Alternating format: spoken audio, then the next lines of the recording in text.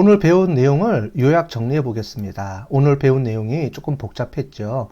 그리고 우리 이론적인 거, 그죠? 분산 분석에 대한 이론적인 게 많이 들어가 있기 때문에 조금 어려울 수가 있겠습니다. 그거를 다시 한번 정리를 해 볼게요. 오늘은 분산 분석에 대해서 무엇인지에 대해서 이론적으로 쭉 설명을 드렸죠. 왜 평균을 분석하는데 분산을 이용해서 분석하는지 쭉 설명을 드렸고요.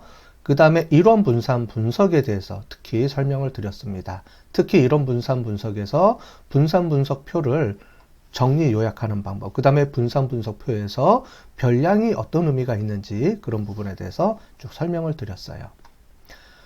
다중검정에 대해서 왜 여러 번 하지 않느냐라는 걸 얘기해 줬죠. 그래서 특히 알파 오류가 많이 발생하기 때문에 우리가 t-테스트를 여러 번 하지는 않고요. 그래서 우리는 아노바 분석을 이용해서 먼저 분산의 개념을 이용해서 집단 간의 모든 그룹 간의 분포가 동질하냐, 즉 그룹에 따라서 차이가 난 거냐, 그룹이 아닌 거 부분에서 차이가 난 거냐를 먼저 검증해서 우리가 그 각 그룹 간의 차이를 먼저 검증하고 그 다음에 거기서 그룹 간의 차이가 나온다고 하면 그 다음에 우리 포스트혹 테스트를 이용을 해서 사후 분석을 한다라고 설명을 드렸습니다.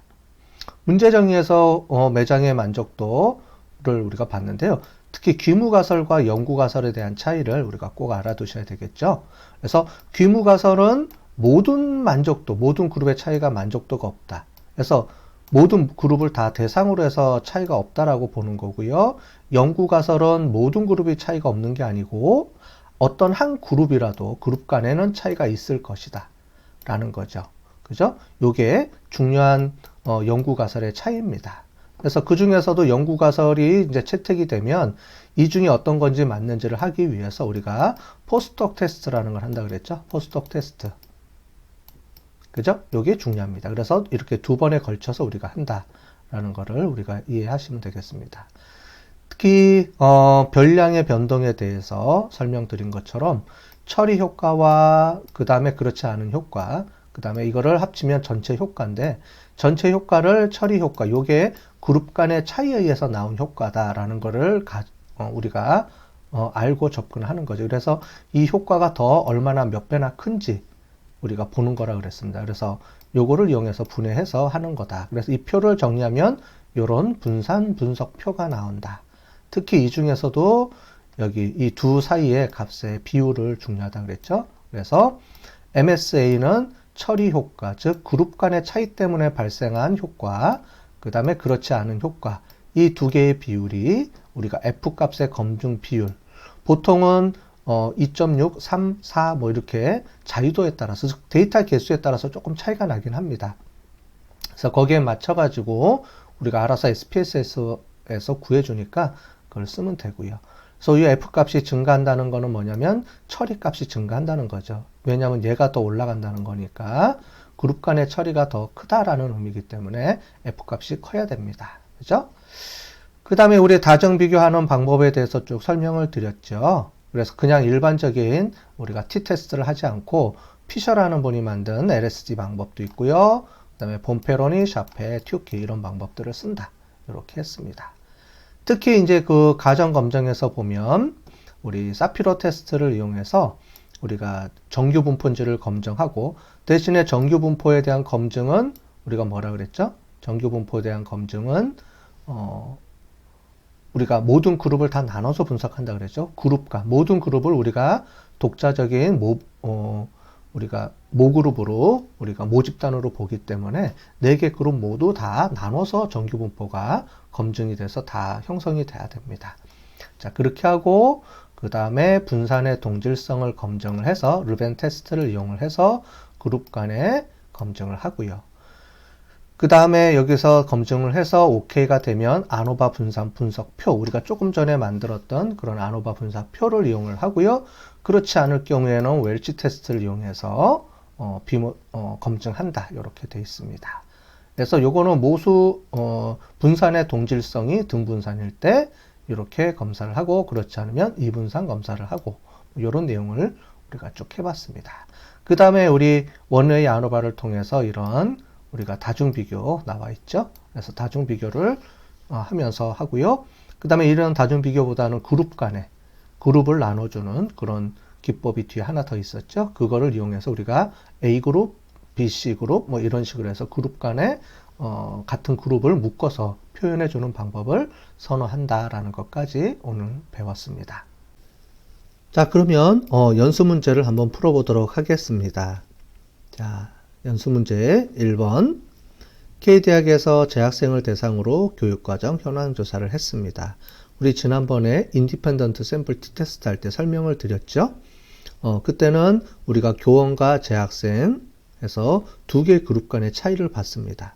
자, 그런데 그 데이터에서를 이용을 해서 우리가 학부는 총 4개 학부로 구성이 되어 있다라고 가정을 하고 4개 학과 간의 차이를 보는 거 하고요. 학년, 1학년, 2학년, 3학년, 4학년이 있겠죠? 학년에 따라서 차이가 있는지를 보겠습니다. 자, 그래서 그룹이 4개, 여기도 4개가 있기 때문에 우리가 원웨이 아노바를 이용해서 분석을 해주면 되겠죠?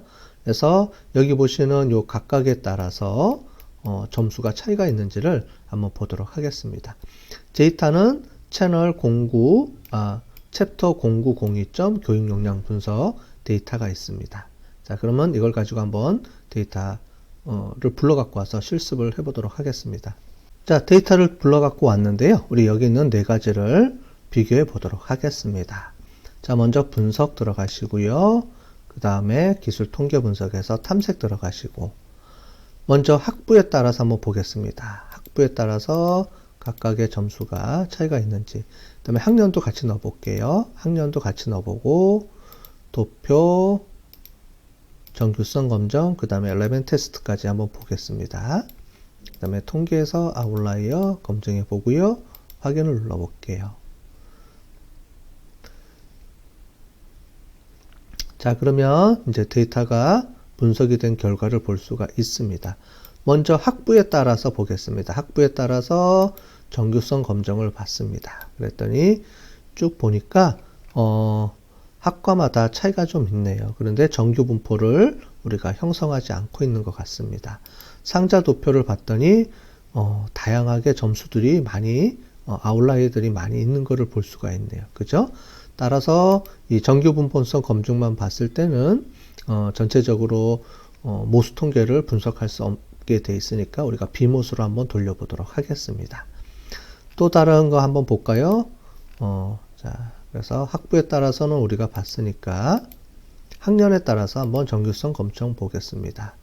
학년에 따라서도 전체적으로 보니까 우리가 데이터의 정규성 분포가 형성이 안 되는 것 같습니다. 그죠? 비정규 분포를 형성하는 것들이 많이 있네요. 그죠? 부분 있어서 이것도 우리가 비정규 비모수 통계 분석으로 돌려보도록 하겠습니다. 자, 분석 들어가서요. 비모수 검정, 그 다음에 독립표본 들어가시고 필드 설정에서요. 학부 먼저 해보겠습니다. 학부를 넣어보고 각각의 점수를 오른쪽으로 집어넣고요. 그 다음에 설정 들어가서 사용자 정의 검정, 크로스칼 와일리스 테스트 해서 실행 눌러보겠습니다.